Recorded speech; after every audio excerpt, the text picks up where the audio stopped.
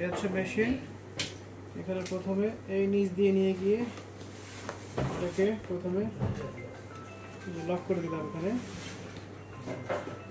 Lock করে দিলাম এখানে। এরপরে এটাকে নিচ দিয়ে নিয়ে এসে ফাইনালি এই মাঝখান থেকে নিয়ে যে কোনো একটা স্লটের মধ্যে দিয়ে দিলাম, যে কোনো একটা স্লটের মধ্যে দিয়ে দিলাম। দেন হচ্ছে টাইট করবো, টাইট করছি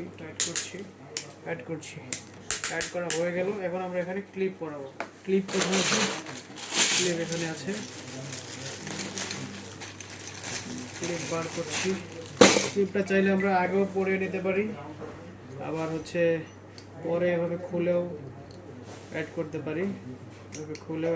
পারি, অথবা আগে স্লটের মধ্যে পরিয়েও নিতে পারি।